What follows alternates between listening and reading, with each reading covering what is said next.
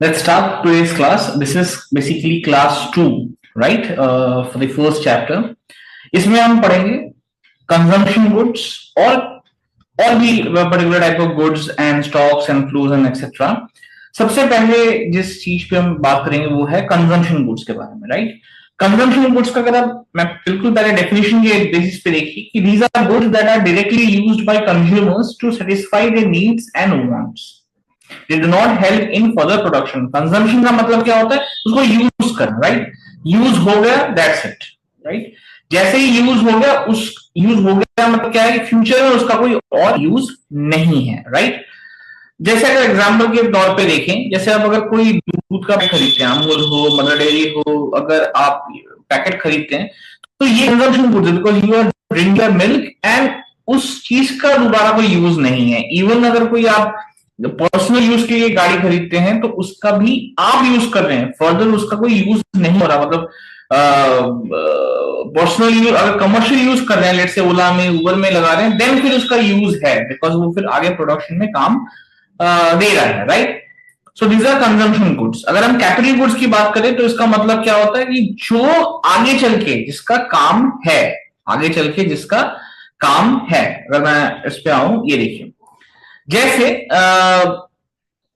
First example वही milk वाला जो एग्जाम्पल था, अमूल जो दूध बना रहा है, जो पैकेट बेच रहा है, definitely it's a consumption good. But when it comes to basically you can say, अगर जो मशीन है अमूल के फैक्ट्री में, वो एक बेसिकली क्या है यहाँ पे कि वो जो चीज है that's a production good that helps in production. जब हम बात करते हैं तो पहली चीज क्या आ रही है, एक सेकेंड, जस्ट अ मिनट, ये देखिए, फर्स्ट इज कंजम्पशन गुड, दूसरा is capital good, right? So capital means it is helping the firm, it is helping the company to earn more money from that particular good. जैसे अभी मैंने machine का example दिया, तो machine से क्या हो रहा है कि वो और भी मिल्क प्रोडक्शन, मिल्क पैकेट्स या मिल्क प्रोडक्शन कर पा रहे हैं, जिससे कि आगे चल के उनको रेवेन्यू मिल रहा है, राइट? वो सेल करके। जैसे मारुति सुजुकी का एग्जांपल है, मैं इसको और इजी जो जो नोट्स में है इससे भी और एग्जांपल देता हूं कि अगर मान लीजिए गाड़ी आप खरीद रहे हैं, लेकिन वो खरीद रहे हैं इस ऑब्जेक्टिव से कि उसको आपको ओला, उबर या आपको बेसिकली किराए पे चढ़ाना है, तो that is also a capital good, because you are not using this for your personal use, you are using this particular car for basically earning money, right? So commercial use के लिए अगर कोई car आप खरीद रहे हैं, that's a capital good. And the same car if you are using और buying for personal use, then it will be called a basically consumption good, because you are consuming the particular product, right? Now coming to final goods and intermediate goods. Final goods अभी जो हमने बात की थी कि जो use किया है हमने, जैसे मैं बहुत अच्छा एग्जांपल जो मुझे लगता है अच्छा एग्जाम्पल है, जो मैं अक्सर क्लास में एग्जाम्पल देता हूं, जब आप ब्रेड खरीद रहे हैं घर पे खाने के लिए, तो that is a final good. Bread खरीदा दुकान से और बेसिकली घर आके उसको यूज कर लिया। पर वही ब्रेड कोई अगर शॉपकीपर खरीद रहा है जिसकी ब्रेड पकौड़े की दुकान है, तो in that case that same bread acts as the intermediate good for the shopkeeper, because वो उस ब्रेड से ब्रेड पकोड़ा बनाएगा, उस ब्रेड पकोड़े को वो बेचेगा, right? So the same bread is acting as an intermediate good for the shopkeeper, whereas the same bread is acting as the final good for you, who is really taking that bread home and eating sandwiches or whatever you like, right? That's it. The example, you can go through these examples, basically that bike example, Tata Steel rod, and whatever. But the easier explanation that I have is of the bread, right? Now next is basically, just a minute.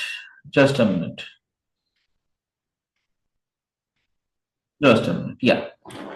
So the next example is of stocks and flows. keep in mind, see, stock is a static concept, means it's not moving, means it's not changing every time with respect to basically time. And flow is a dynamic concept. I hope you all are aware of what is static and dynamic, right? Now, stock is measured at a particular point in time. It does not change frequently. Just now, but I said that it does not change frequently. Definitely, it will change, but not frequently, right? Not in every minute, not in every hour or so, right?